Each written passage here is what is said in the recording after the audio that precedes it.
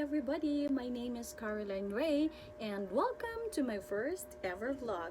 So for today's video, we will going to talk about bilingual education policy. Are you also wondering what is bilingual education policy? So let me explain this to you. Bilingual education policy is a language policy in education under which two languages are used as media of instruction. There are several models of bilingual education depending on the goal pursued, the most common being the additive and subtractive models. Two-way dual language instruction allows students, whether they are heritage speakers of a minority language or native English speakers. Bilingual education involves teaching academic content in two languages, in a native and secondary language with varying amounts of each language used in accordance with the program model. Bilingual education refers to the utilization of two languages as means of instruction for students and considered part of or the entire school curriculum, as distinct from simply teaching a second language as a subject. So here in the Philippines, we have also our own existing bilingual education policies. So as you can read here, the Philippines is second only to Indonesia in Southeast Asia. This is in terms of the country having a diverse languages. So orthographies already exist in most of the languages. According to the 1987 Constitution, the national language is Filipino. That is based on Tagalog, and Filipino and English are the official languages. The bilingual education policy of 1974, which was revised in 1987, states that English and Filipino are the languages of education and the official languages of literacy.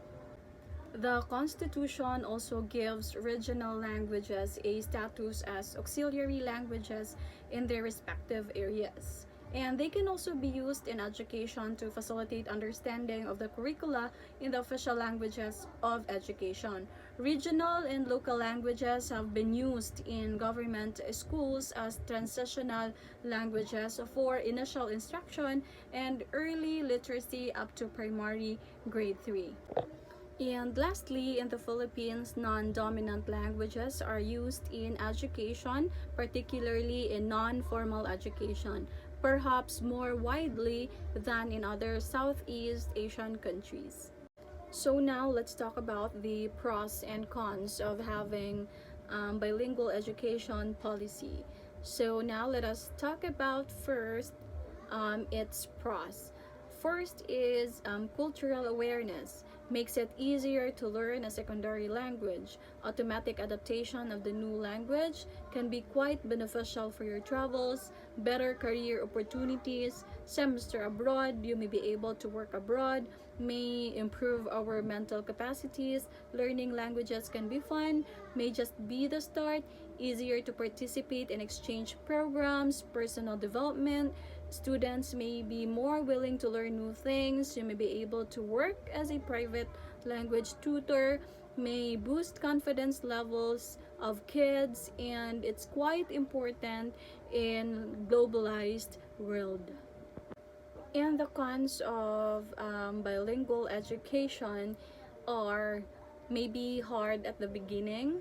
Bilingual education may require more time to learn, less time for other important activities. Students may have problem to understand certain topics, may increase the stress levels of students.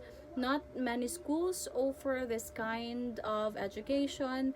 Bilingual education can be costly, lack of qualified teachers, higher administrative and planning efforts.